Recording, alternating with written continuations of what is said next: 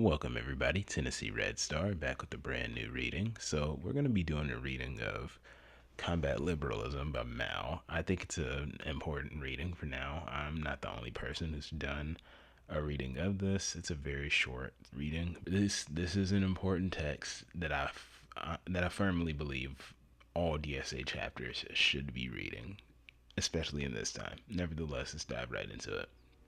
We stand for active ideological struggle because it is the weapon for ensuring unity within the party and the revolutionary organizations in the interest of our fight. Every communist and revolutionary should take up this weapon. But liberalism rejects ideological struggle and stands for unprincipled peace, thus giving rise to a decadent Philistine attitude and bringing about political degeneration in certain units and individuals in the party and the revolutionary organizations. Liberalism manifests itself in various ways. To let things slide for the sake of peace and friendship when a person has clearly gone wrong, and refrain from principled argument because he is an old acquaintance, a fellow townsman, a schoolmate, a close friend, a loved one, an old colleague, or an old subordinate. Or to touch on the matter lightly instead of going into it thoroughly so as to keep on good terms. The result is that both the organization and the individual are harmed. This is one type of liberalism. Important. Keep that in mind, very important. To indulge in irresponsible criticism in private instead of actively putting forward one's suggestions to the organization, to say nothing to people to their faces, but to gossip behind their backs, or to say nothing at a meeting but to gossip afterwards, to show no regard at all for the principles of collective life, but to follow one's own inclination. This is the second type. Also important. All of these are important points, by the way. All of these are important points, by the way, especially that second one. I would say, because that kind of activity can tear apart an organization. Honestly, back to the text. To let things drift if they do not affect one personally. To say as little as possible while knowing perfectly well what is wrong. To be worldly wise and play safe and seek only to avoid blame. This is a third type. Not to obey orders, but to give pride of place to one's own opinions, to demand special consideration from the organization, but to reject its discipline. This is a fourth type. To indulge in personal attacks, pick quarrels, vent personal spite, or seek revenge instead of entering into an argument and struggling against incorrect views for the sake of unity or progress, or getting the work done properly. This is a fifth type.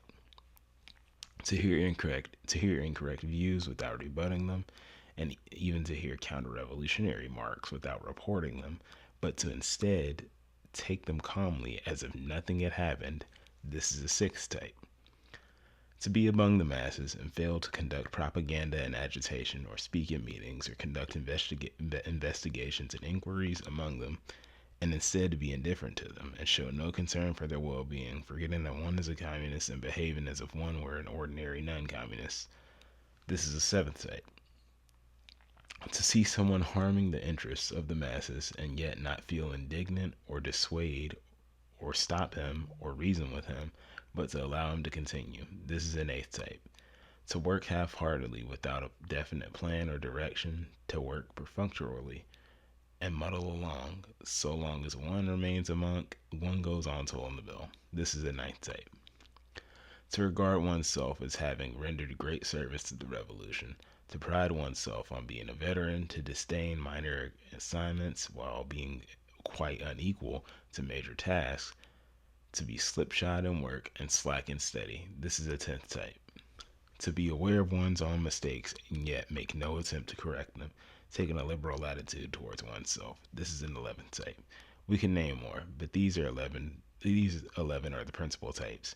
They are all manifestations of liberalism. Liberalism is extremely harmful in a revolutionary collective. It is a corrosive which eats away unity, undermines cohesion, causes apathy, and creates dissension. It robs the revolutionary ranks of compact organization and strict discipline, prevents policies from being carried through, and alienates the party organizations from the masses which the party leads. It is an extremely bad tendency. Liberalism stems from petty bourgeois selfishness.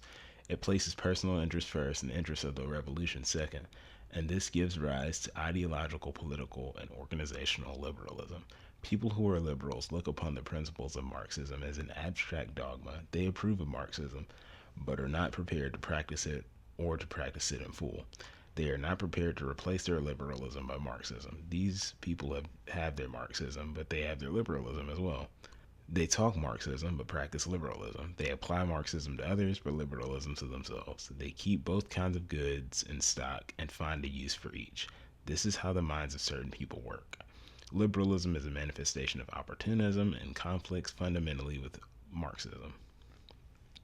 It is negative and objectively has the effect of helping the enemy. That is why the enemy welcomes its preservation in our midst. Such being such being its danger, there should be no place for it in the ranks of the revolution. We must use Marxism, which is positive in spirit, to overcome liberalism, which is negative.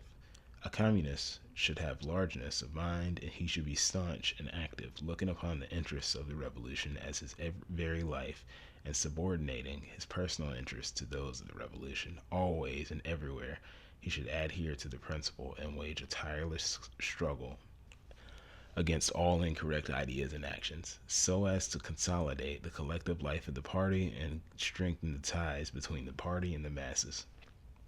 He should be more concerned about the party and the masses than about any private person, and more concerned about others than himself. Only thus can he be considered a communist. All loyal, honest, active, and upright communists must unite to oppose liberal tendencies shown by certain people among us and set them on the right path. This is one of the tasks on our ideological front. And that's the end of the text. And I fully agree with Mao there that this is one of our tasks as the U.S. left on our ideological front to combat a lot of these same tendencies that we see in U.S. left movements. Some of these have literally destroyed U.S. left movements and have literally destroyed organizations because when you don't put this kind of shit in check, yes, it gets out of control. And yes, it destroys organizations because the wrong kind of people get in the leadership and they just fuck everything up. That's exactly what happens. Chapters lose credibility in certain parts of the country. There are a lot of consequences to not combating these kinds of tendencies or even checking yourself for these kinds of tendencies in leftist spaces, in socialist and communist spaces. Personal note here. Little side note here. I'm trying to get away from using the term leftist because that's a term that's honestly been co-opted by liberals, and a lot of people who are liberal really just like resist libs.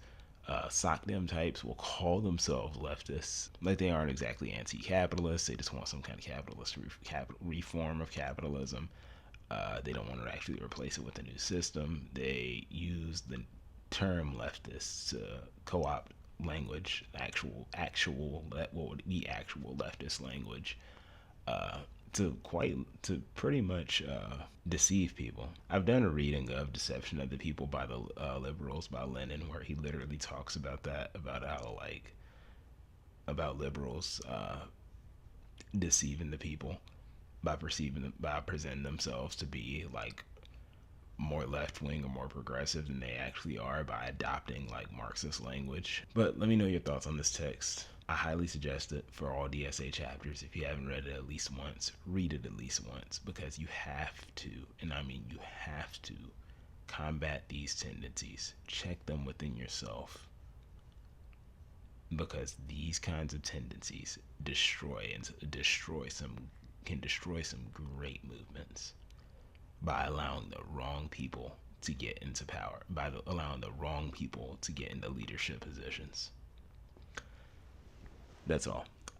Till next time.